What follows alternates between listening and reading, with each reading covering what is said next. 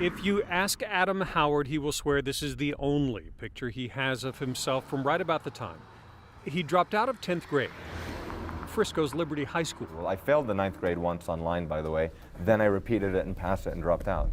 But a decade later, I found him at the Plano taekwondo studio where that picture was taken, which also happens to be... Statistically, I shouldn't be here. Where... My childhood was a catastrophe. He found himself.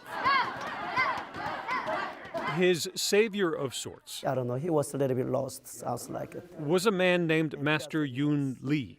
He was a little bit chubby and the hair was like, Who says the chubby kid, all that hair, and Adam's problems slowly disappeared. And I was doing any task I could, helping with the kicking pads, cleaning the bathrooms, vacuuming the floor, whatever needed to be done. It was all day, every day. I live, sleep, eat, and breathe. I would dream about teaching. It's the source of motivation for my entire career. Motivation that sent the dropout back to school. Collin College first, then UT Dallas.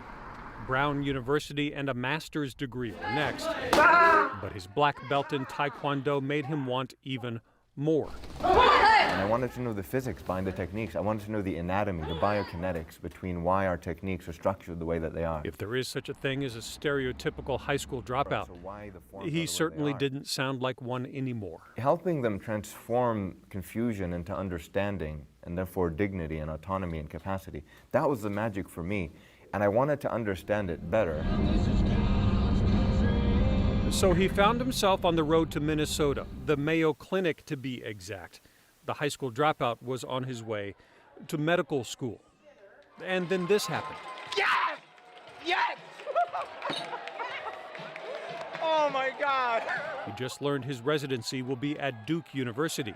The chubby high school dropout with a black belt in taekwondo officially becomes a psychiatrist later this month. And so now I get to go live the dream. I was telling the program director when she called me, I was beside myself, like in a stupor of happiness. And I just thanked her for giving me the opportunity and for seeing worth in me that I don't know if I see in myself, but... But Master Lee saw something. Oh, I'm very, very happy. I'm very proud of him, what he's doing. And yes, I know he's going to be next, 60, 70 years, going to be changed and help this world make it much better. And Master Lee was my father figure when I was here. He raised me to be who I am. That saved my life, and it saved the life of so many kids. I was 14 years old. On that Saturday at the Taekwondo studio, he brought two of his fellow Mayo Clinic medical school students with him. In his Minnesota basement, he'd trained them in Taekwondo to offer them what it gave him. Bring them to the fullness of their human potential. That's what Taekwondo is for. That's what medicine is for, in my opinion.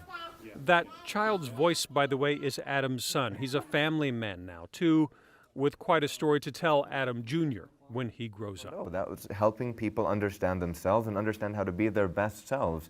It was what I was put on this earth to do. It was what I was trained to do. Oh, and also trained to do this. Breaking boards and barriers and stereotypes on his way to saving somebody else. In Plano, I'm Kevin Reese.